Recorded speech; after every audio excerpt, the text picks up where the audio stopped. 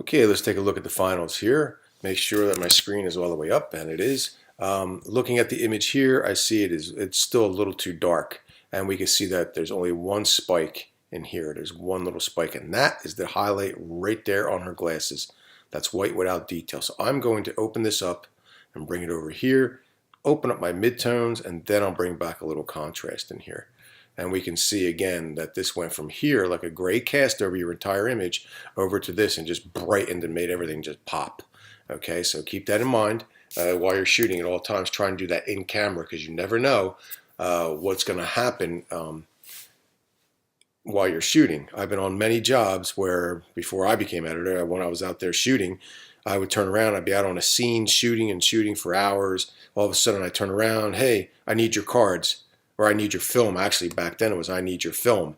So I had to hand over all my film. It would go back to the paper, get processed, and before I even got to the paper, it was already on the desk being published, ready to go. So if my images were bad in camera and they went back to that office without me being there to correct, I would have been out of the job.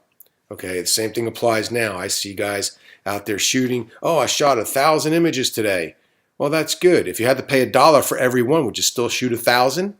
That's my question, because that is what it used to cost per image when you shot on film. So you had to be very careful, knowing your subject, knowing your exposures, and knowing how to complete the assignments.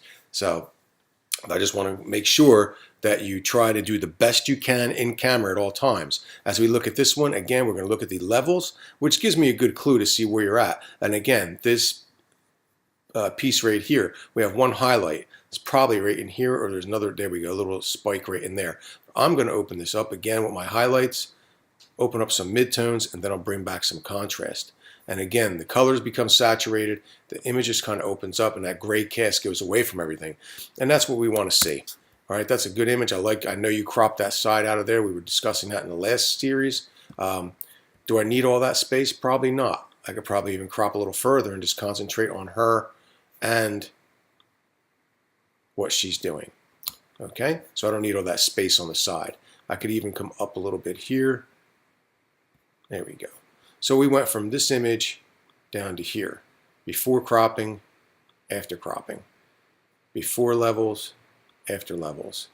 Okay, so you can see a very significant change in that image becomes much stronger.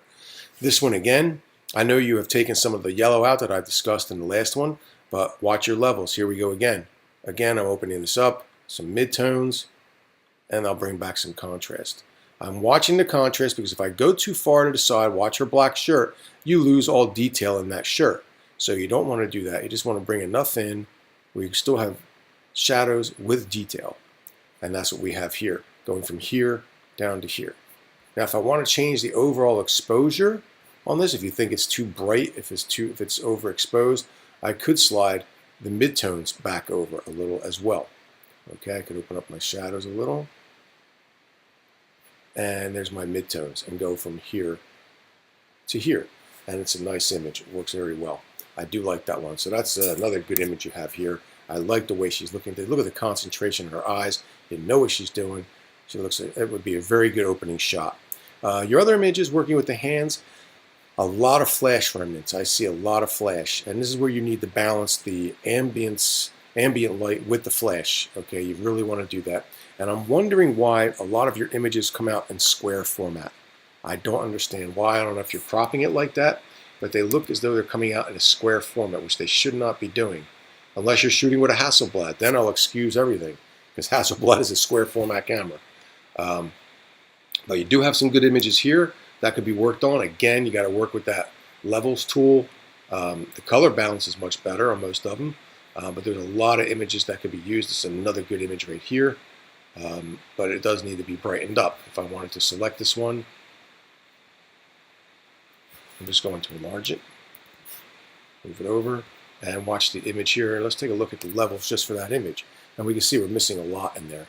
So I'm going to bring this over, open up my midtones, and I'll bring back some contrast. And now that image kind of pops. We went from here down to here. We took that gray cast right off of everything. So keep this in mind when you're shooting for the final. Work on these images. I'd like to see everything that we discussed here incorporated into your final. Same thing. There are a couple images here, but I do like the one you had that you have selected, I would use it. Another good shot with her smiling, I would consider this one. Another good shot, but you need to work on the levels. Here are the hands. Neither one of these I would use. I just don't like the way they are. There's really not much content about them. That could be anywhere. We don't know what she's carrying there. She could be a plumber. Here we don't know what she's doing either, so I would not use them. There's nothing really telling me about what's going on. So keep those in mind and use them for the next assignments.